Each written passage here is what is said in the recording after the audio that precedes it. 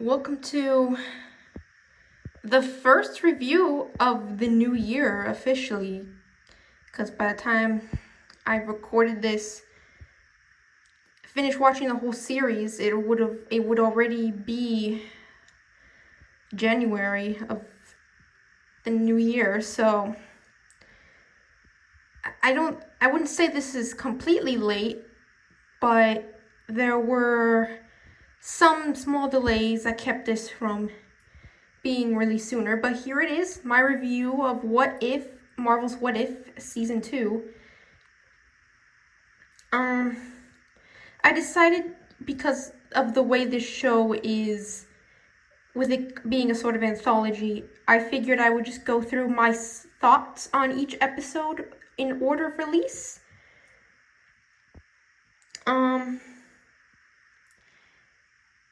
Considering until, if you've already seen and this is going to contain spoilers sort of for the second season, but if you've already seen the second season, you know how the later episodes of the season are and how they're more connected. So basically the same problem as the first season, but we'll get to it when I get to it. But yeah. So I guess let's get started with the first episode. Episode 1 of What If Season 2 is What If Nebula joined the Nova Chords or some. Yeah, that was the title, I think. A lot of people liked this episode. I don't think it was a bad episode. I just was kind of bored by it, and that's kind of the biggest kind of, take I can give is that I just found the episode kind of boring. Like, I know it was supposed to be a reference to, like, those, mystery. A lot of people say it's supposed to be an homage to Blade Runner, and I like the Blade Runner movies. But I don't know, I just kind of found this episode boring. I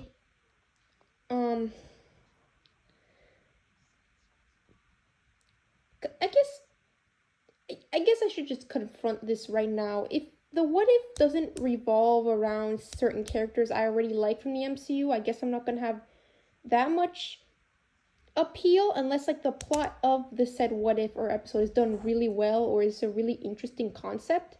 Then it might get my attention. But if it's not a character I already like, then it basically already lost me. And the character of Nebula, I don't mind her, but she's never been, like, one of my favorites from Marvel or the MCU. Like, there was never anything for me to personally say she's one of my favorites, but there was also nothing that really made me go, I didn't actively dislike the character either, but I also would never actively try and find content with her or, like, anything about, like, I guess the best way to describe it, I'm indifferent to her character. So already, I guess that's where the episode lost me. And also, I don't really get when this is supposed to be taking place. Like, the opening narration says that it's Ronan. It's in a universe where Ronan betrayed Thanos early and killed him and Gamora, I guess, which is what it's implied in the beginning of the episode. But, like, what is, like,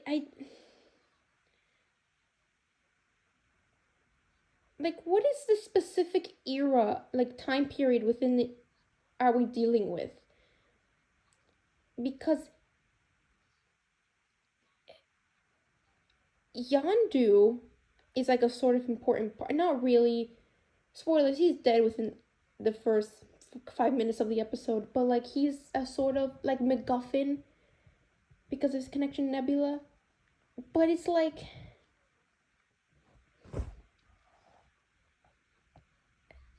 I don't, like, when would that have even happened? Like, a lot of problems with these what if episodes, I feel like other what if scenarios happen within them prior to the actual one we're supposed to be following as the story. And I don't know. I don't know. Maybe I should just stop talking about this episode because I don't really have a lot to say. It, it was basically one big movie homage to Blade Runner, but I didn't feel it. I gave it a 4.5 out of 10 when I first saw it, and I'm still sticking by that. It's a 4.5 rating to me. Let's move on to episode 2. Episode 2, which is what if. I guess it's the title was what if Peter Quill attacked Earth Mightiest Heroes, and when this season was being leaked earlier earlier in the previous year, I guess I should say in the previous year, there was rumors that there was an episode called What If the Avengers formed in the 80s or something like that. I guess this is this episode, but they retitled it because I guess if they formed in the 80s, the fact that it's the 80s isn't really that important of a factor. But yeah, enough of me rambling about the title. This episode was awesome. I love how I went from an episode I was blasé about and indifferent to, and then immediately episode 2 wins me back. Like, oh my god, I love this now. I am all I am I'm going along. I'm all in. This episode won me over for What If season 2. I'll keep going. Like, episode I can't I can just I have only 2 words for my love for this episode, and that is found family. I am a sucker for the found family trope in stories, and this episode served me with that trope of the found family. And you got, you have, the story, the young Peter Quill, Star-Lord, and his father Ego, and then you have the kind of, I guess, like, parallel relationship, I want to say. The parallel relationship from them to Hank, young Hank, and younger Hope when she's a little girl. Like, set in a point where Janet, the Wasp, has just gone missing or left. Whatever they explained happened to her in the Ant-Man movies. She's out of the picture, and you see Hank, who is the complete opposite of Ego, a dad who is struggling with their kid, but is genuinely trying out of genuine love for their kid. And I love seeing that parallel. And then later, Hank showing young Peter Quill like genuine fatherly love when he's at his mom's grave, and I was like, oh my god, where was this kind of writing in the previous? And it's like, where was this kind of impactful writing in the previous episode, or at any point in the first season,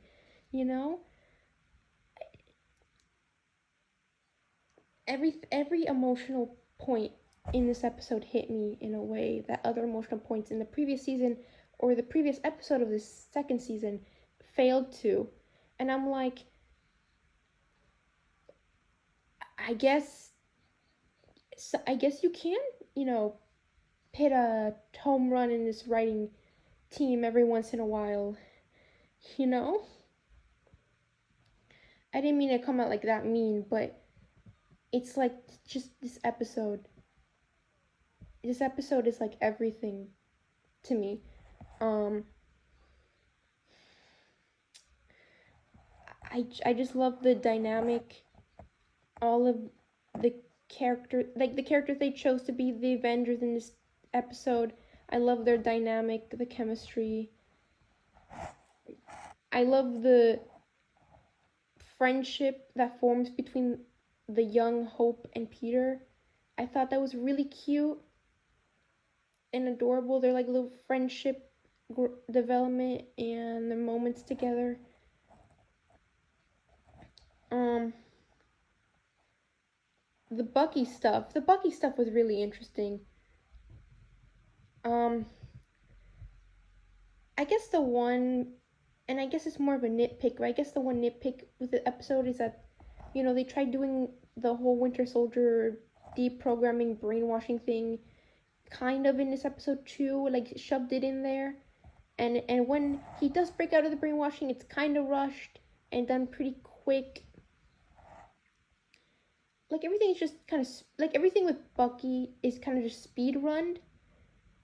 But I already love the way this episode was done so much that I can kind of overlook that. Like it doesn't really bother me that much. I can understand how that's like how that would be a complaint for another and it's someone else who watches this episode, but I personally didn't mind it all that much because I just loved this episode. Um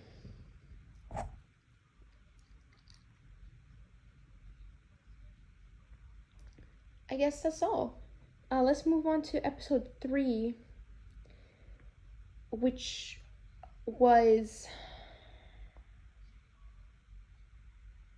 what what if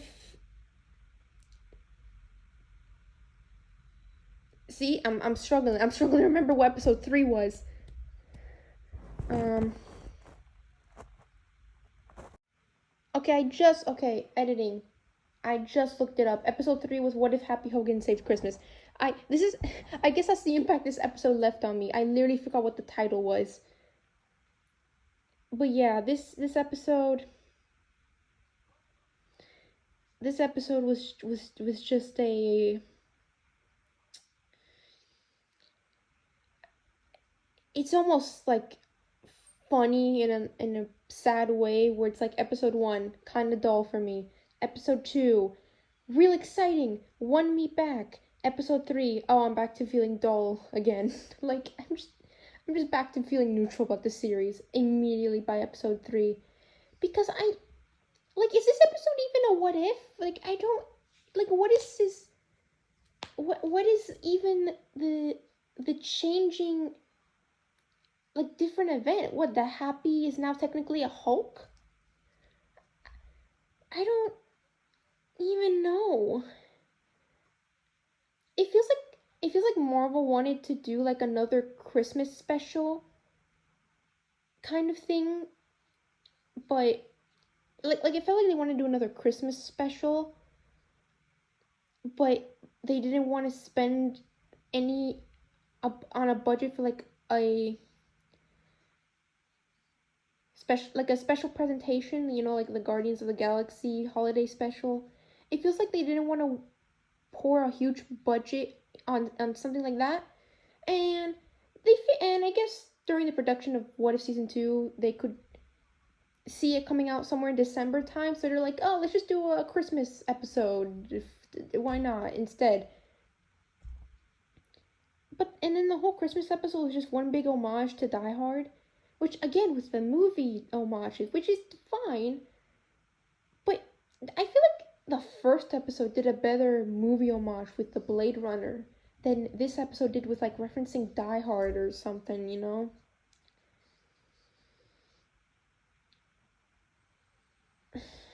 And this episode, like I can't even say I hate it because I feel just so indifferent to it. It is like a concept that I don't know who came up with it. I don't know who or why they would come up with this kind of concept for like a what if Christmas special when there were already what if themed Christmas comics. Are there? I don't know. I don't know too much about I know some what if comics, but I don't know a lot of them. I feel like there's some Christmas ones. But if they just want to do like a wacky Christmas one, you could have literally done anything. Like you could have brought in Santa for all I cared.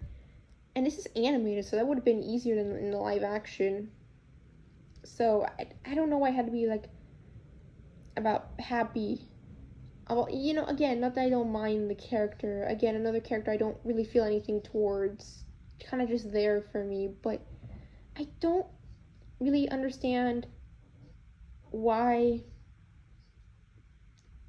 Happy. Why are like characters like Darcy or Maria Hill there? Why is Justin Hammer there? The what if is like it starts because Justin Hammer had more time in prison. I don't even know where this what if starts. It's just it ends with just Happy getting Hulk powers, which is like, is that them foreshadowing for the future of the MCU? Like, is Happy gonna come back in the main MCU timeline and get Hulk powers and become like that purple Hulk? Is that what they're planning on doing later? I don't know. I mean, they're already doing something. I mean, they're finally doing something for the character of Rhodey with Armor Wars, so I guess might as well do something for the character of Happy. Make him a Hulk, I guess. I don't know. I mean, it's been what, since 2019, since Endgame. When are we gonna get Tony Stark's child back in a movie? Like, when are we going to acknowledge Tony Stark's daughter Morgan? When are we going to acknowledge his wife Pepper? When are we going to acknowledge his literal wife and child again? Marvel, you gave him a wife and child, and now you don't even acknowledge them, even though he literally sacrificed himself for them mostly. And you don't even acknowledge them again. It's been like, what? Like, the Endgame came out in like 2019, so.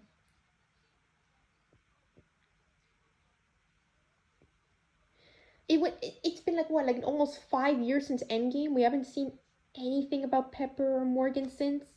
About Tony's family? Not one mention, nothing? Like, oh my god. I don't know, I just wanted to like have a mini rant there. But yeah, this episode, I give it like a 4 out of 10, but now looking back, I feel like that's too nice. I mean, I feel like it'd be too mean to make it like a 2 because it wasn't that bad, but it was just like a nothing episode that was made for the sake of being like a Christmas special, and that's it.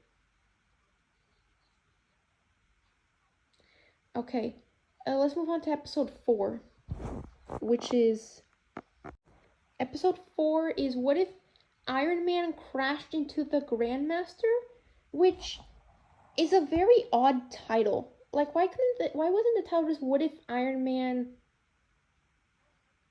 got lost in space or Iron Man landed on Sakaar? Like, why did it have to be that title specifically?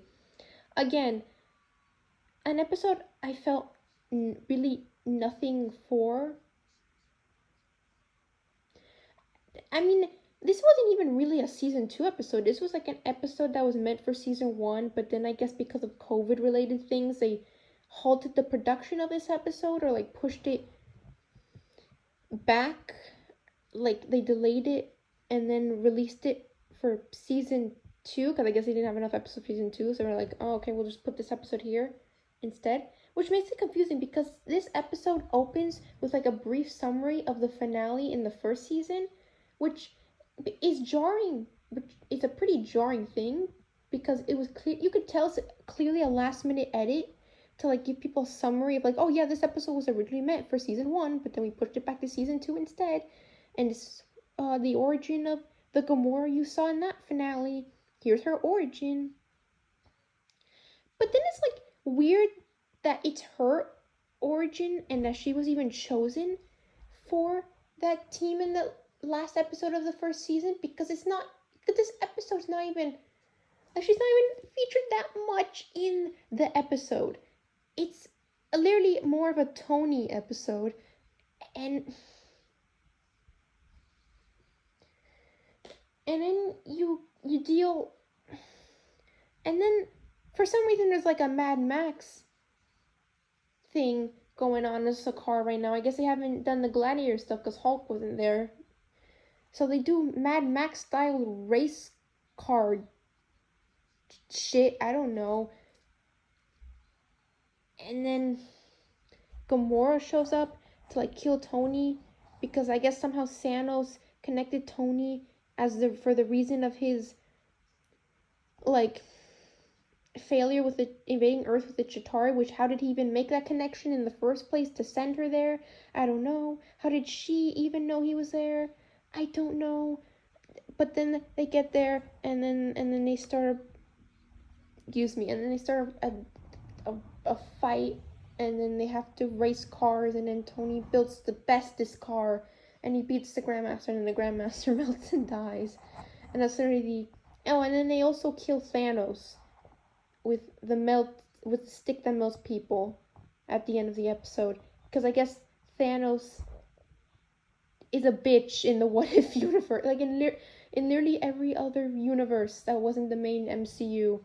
Thanos is apparently just a little punk bitch who can get defeated by the slightest of tricks and being caught off guard at any moment.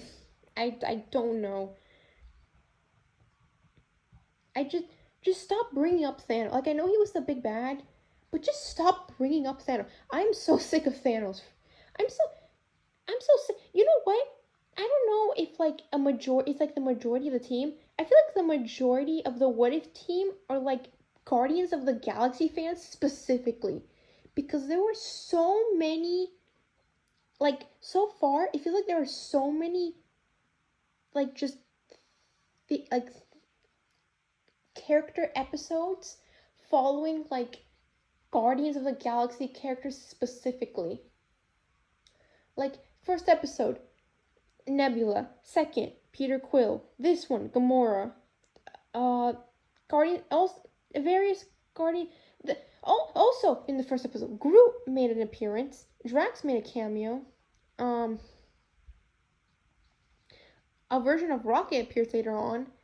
It's like, do the people like are the people who are the staff of like What If the show specifically like are they just like are Guardians of the Galaxy like their personal favorite films? Which don't get me wrong, you can have personal favorite films in the MCU, but I feel like if you're gonna be part of an MCU project, you need to like broaden your choices more because you literally have this free range of like okay here are all these Marvel characters or at least the Marvel characters we've introduced in the MCU so far. Create a pick a moment from a movie or something from them, make something else different happen, and then just go off from there. Just do whatever you want after that.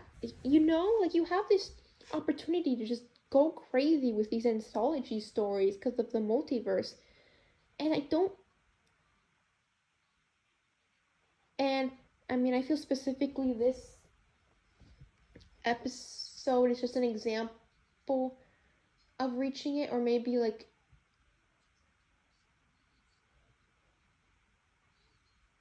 um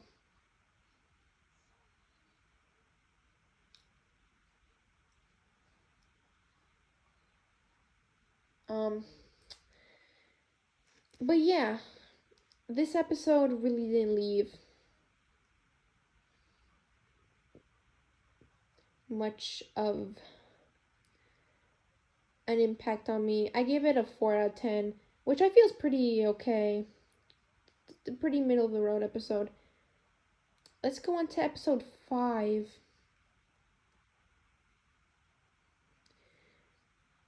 which was episode 5, which was what if Captain Carter fought the Hydra Stomper? Which is like which is like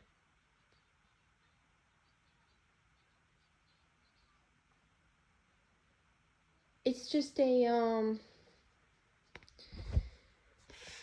I I don't know. It's like I don't even know where to start with this episode. I guess I just start again with my previous rant. This is an anthology theories. You can literally do anything with these characters. You could do whatever, and they keep like reusing previous concepts and things like from previous season and not using the fact that it's an anthology to their advantage. Case in point, this episode, which is just a continuation of the whole Peggy becoming a Captain America sort of character instead of Steve. It's like, why did we have to come back to this? Like, I'm gonna be completely honest. The character of Captain Carter, like I wasn't a big fan of or cared that much for. But in the first season, I could like let it pass. Okay, I could let it slide. I was like, okay, this is the first episode. It's a test run, you know. And then she came back, and I was like, okay, I'm upset they decided to do like another sort of big Avengers team up thing. Even though this is an anthology series, you don't really do that. But whatever. Okay. And now I'm convinced from the things I've seen online, from things that people on the team say and stuff, I'm convinced that the character of Captain Carter was like this character they created and just immediately became like their unbiased favorite. Even though I've seen so many people not give two shits about this character, myself included. Now I try not to be as harsh about it, but I gotta be honest, I don't give a shit about Captain Carter. I don't want to see her again. Like, I want to see other characters doing shit. Like, I've never even cared about the character of Peggy in the first place. Why would I care about her when she has Captain, like, super soldier serum in her body out, and all of a sudden? Like, why would that suddenly make me care? The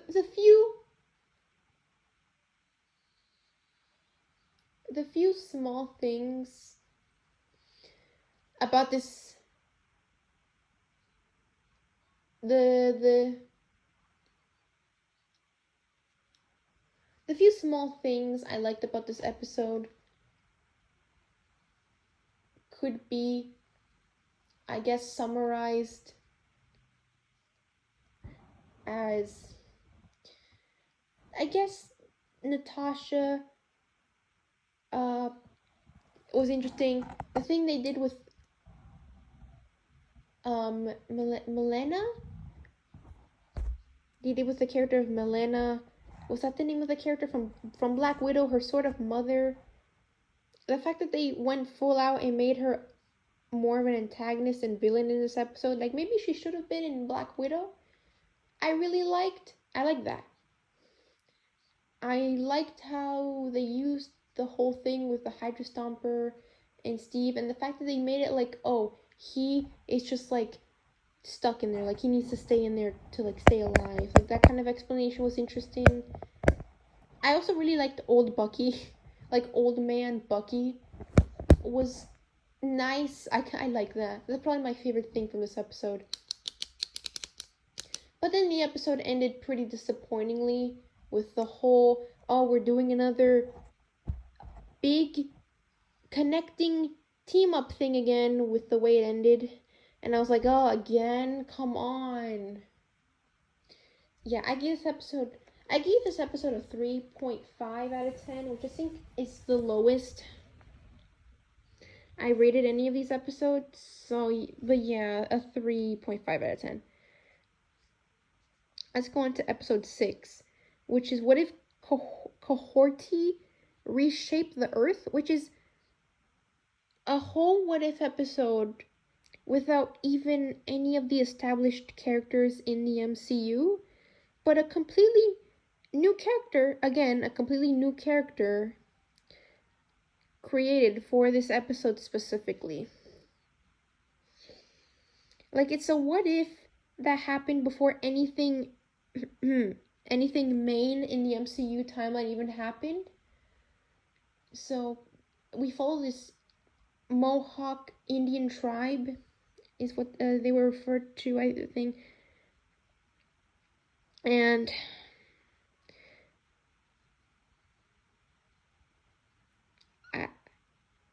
you know what? I didn't mind this episode. I actually found myself enjoying parts of it more than I thought I would. More than I thought I would. Which is, saying a lot. One of the few episodes actually. Well, no, not one of the few. But considering what it was about, and the fact that it was completely new, all new characters, I liked it more than I thought I would. The fact that the whole episode was in a different language and it required having to read subtitles all the way. I mean, I don't mind. I didn't mind having to read subtitles, but the fact that it was in a completely different language definitely caught me off guard. And then the fact we cut to the next episode immediately in English, it's like, okay, guys, that was surprising. Like, kind of, like we've had everyone's, like, whoa. It felt like I was watching an anime that I chose to watch with subtitles, except it was a different language, like not Japanese, but just like a different language, and I had to read subtitles. It's like, whoa. But yeah, the episode was fine for what it was. Cohorty was an okay character. I mean, it's an experimental episode. It's the best way I could describe it. It's experimental. Like a whole cast of completely new characters to introduce. It's like, yeah, like how it depends how people are gonna react. I gave this a 4.5 out of 10, and I feel like that's a fine rating. Now let's move on to episode 7, which was. We have episode 7, which was what if Hela found the 10 rings? And this was definitely an interesting episode. It was refreshing to have an episode that didn't follow like a main Avengers character or a good guy specifically, like all the previous ones had. Like instead we followed a villain. In this case, Hela, who was a villain that only got one movie and then kind of died at the end. But now we get to see more of her here and being used more in a very interesting way I didn't think about. And having her, I mean, even though it's just like a rehash of the first Thor movie with her being banished to Earth, the fact that they chose to connect her with Wenwu and the 10 Rings and Ta Lo and all that was a connection I would have never thought of. So that was already pretty intriguing enough to get my attention. What else? I love that Cate Blanchett came back. That was fun. She added, she already added so much to the character in live action, and she does the same here for voiceover. I'm just glad that they used Hela again. She was fun in Thor Ragnarok. So the fact that she got to be used again and be given this character development of reformed, from villain to being reformed and becoming a hero at the end was interesting.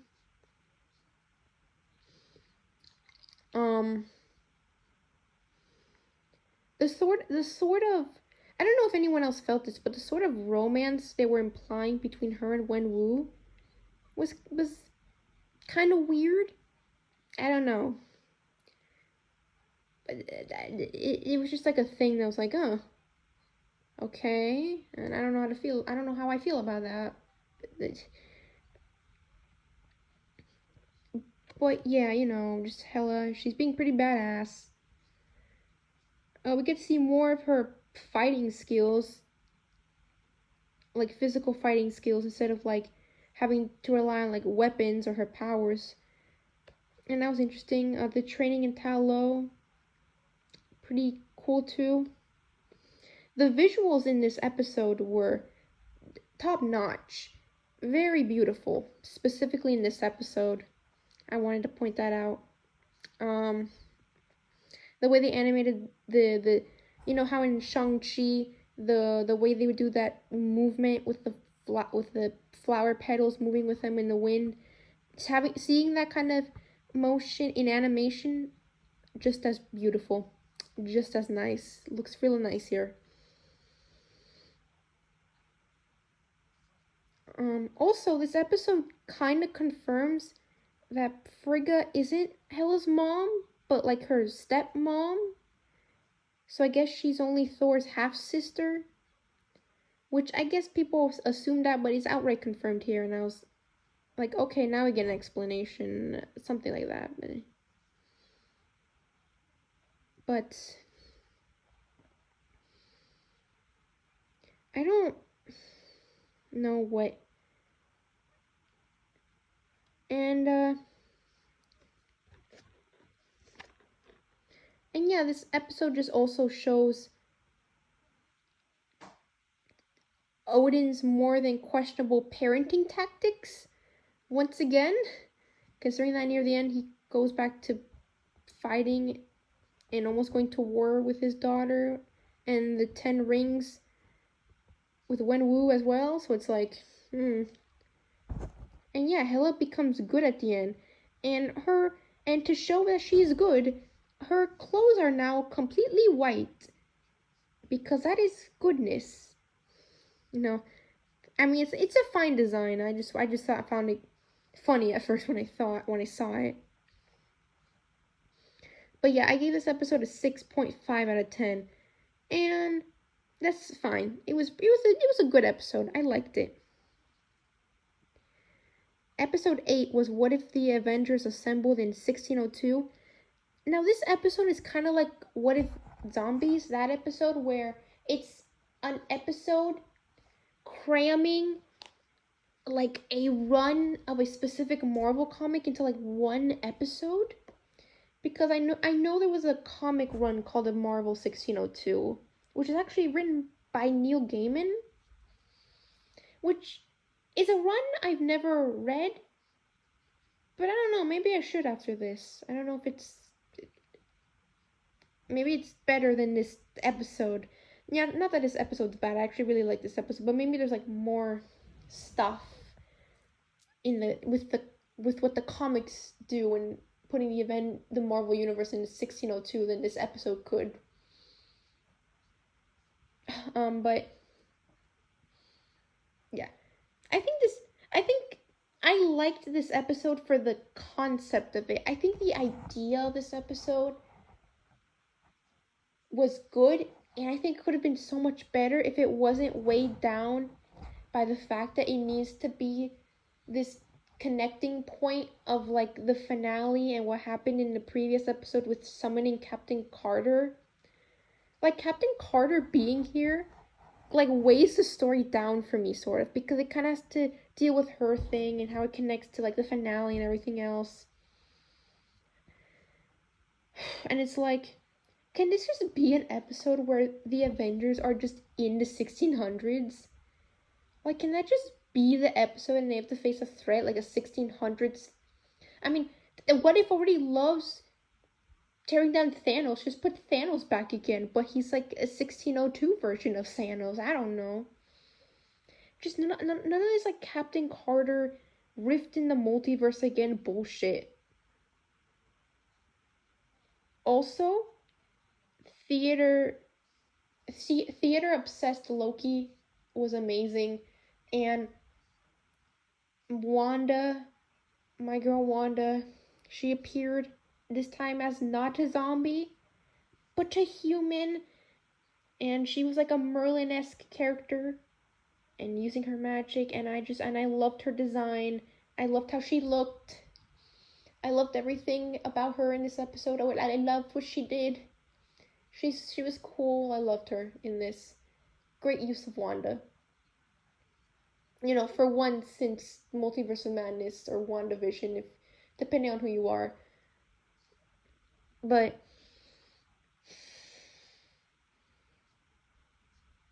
um what else?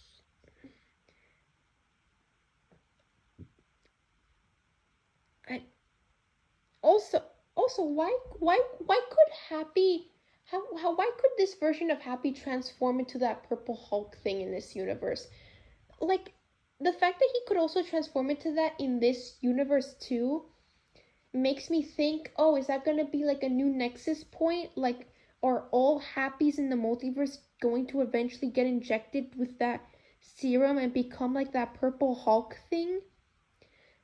Which just makes my theory of we're gonna see Happy become that in live action in the MCU at some point, like that theory become even more plausible to me because of that fact.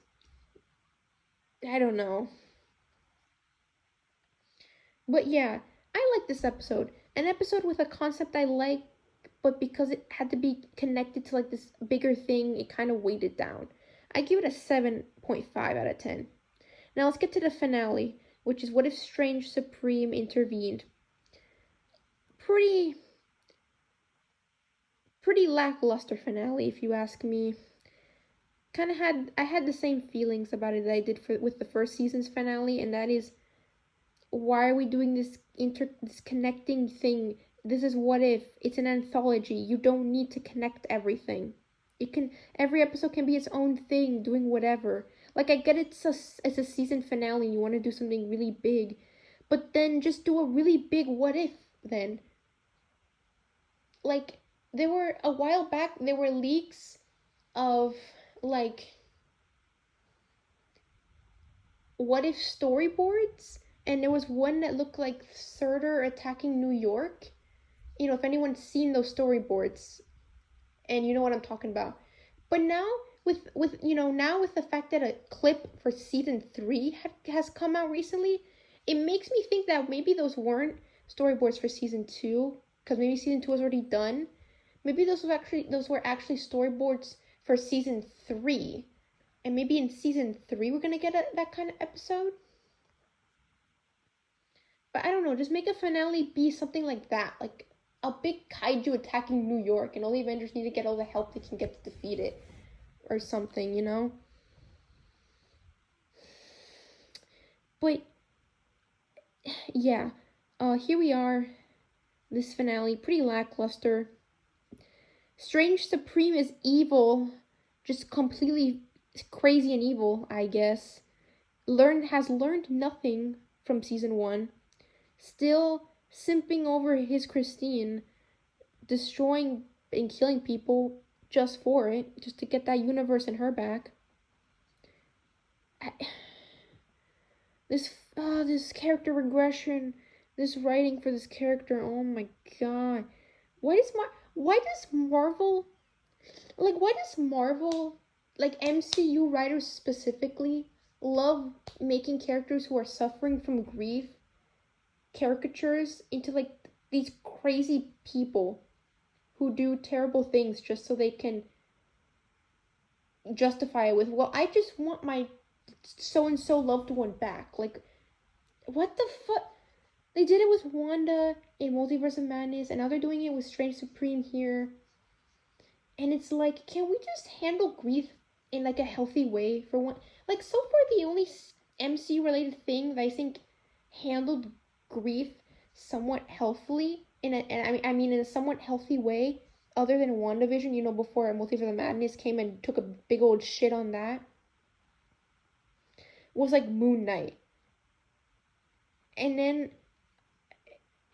and that's kind of it. Those WandaVision and Moon Knight handled the complex feelings of grief pretty well, and how to move on and heal from it. And then you have stuff like Multiverse of Madness, and now Strange Supreme and What If season 2, and it's like, no, I'm just gonna do awful, irredeemable shit because I miss my sorta girl, not really even girlfriend, just girl I had a crush on, or it was in love, or maybe we were dating. I don't know. I don't even know what the relationship was anymore. I don't remember. And of course, and you know, Captain Carter needing to be the center of attention in this series, because this is what if Captain Carter was the main character of you know, because what if is now unofficially what if might as well just have a little subtitle at the bottom that says what if Captain Carter's adventures in the multiverse or some shit like that, you know? And of course she needs to be the one to stop Strange Supreme, and Cohorty's there, and who can speak English now for some reason. Oh, also Cohorty and Strange Supreme did meet up at the end of her episode in episode 6, I think. I forgot to mention that. The connecting started way earlier, but you know, whatever. She can speak English perfectly now, and they team up and they fight. A bunch of cameos. Fight. Strange Supreme sort of dies, I guess, and his universe resets. Everything's fine.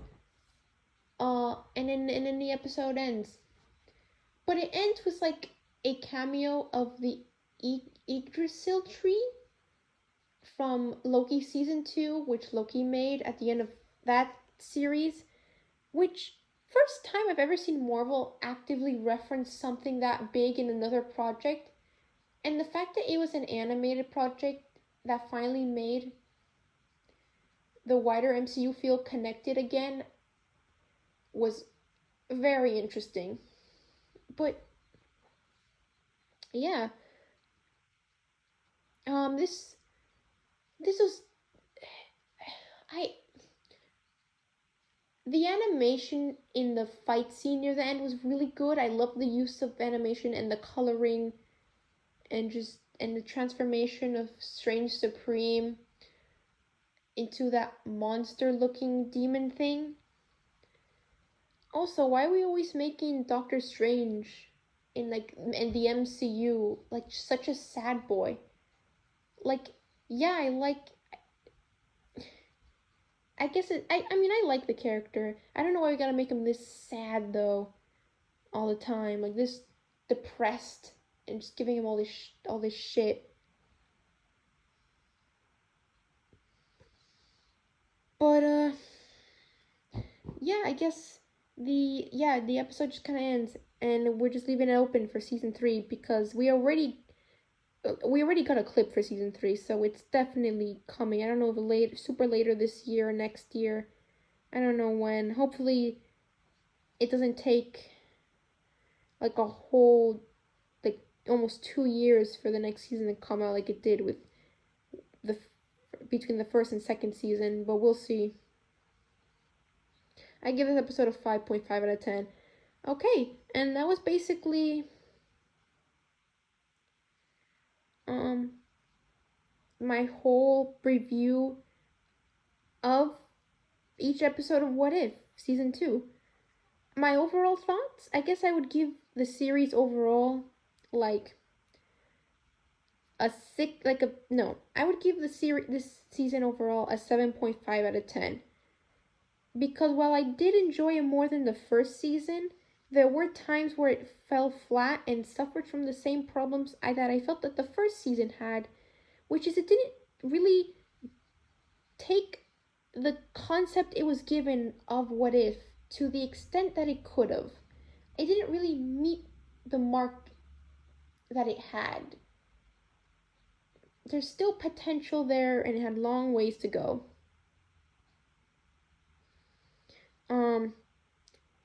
Like you could do more with villains, you know, kind of what they did with Hela in this episode, maybe more. You could do things with, I don't know, just like be more out there, be more creative like that with those episodes, you know, like.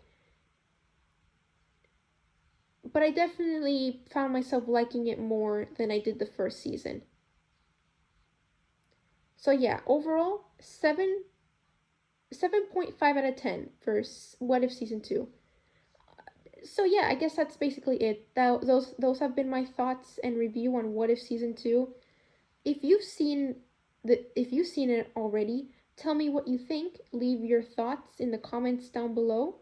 Please like and subscribe. This has been Just Some Fangirl, and we are out.